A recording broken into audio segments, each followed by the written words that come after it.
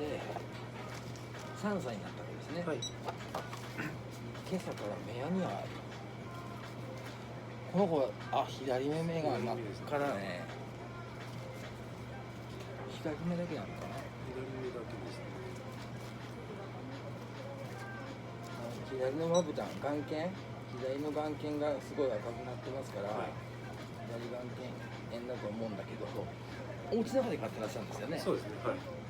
いや、他に飼ってらっしゃる動物はない。はい。でも外からの刺激ですよ。なんか外からの刺激でこんなになっちゃったんだと思うんですけど、くしゃみする。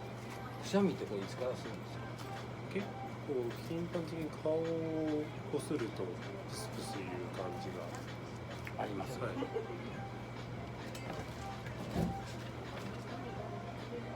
この子にだけどお家で目薬さすことってできるんですかね？難しい。難しいですよね。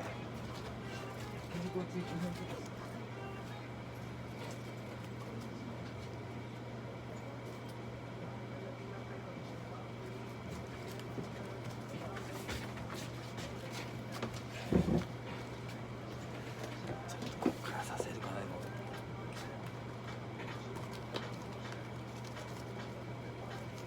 外からじゃさせれないよね、なかなか。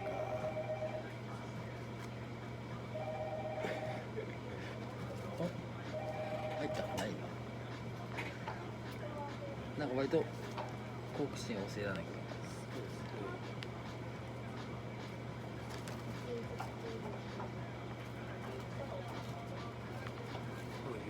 来るので、ご飯を食べさせてる時は比較的無防備なんです。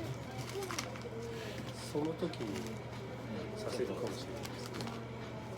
これね、放酸とね、ヒアルロン酸が入ってるんですけど、放酸っていうのはちょっと弱い殺菌作用、目洗う時に使う放酸水、軽い殺菌作用がありまして、で目の表面を潤すと、ヒアルロン酸で、であとたっぷりつけていいです、もう2、3滴、3、4滴、ちょっと使ってください。それからあとくしゃみすることに関しては、今からちょっと吸入、耳鼻咽喉科やけど、吸入ってネブラジングするじゃないですか。それをちょっと今から顔に当てるのは難しいんで、このケースごとちょっと吸入して、先にじゃあちょっと吸入始めますね。でちょっとお話ししますので。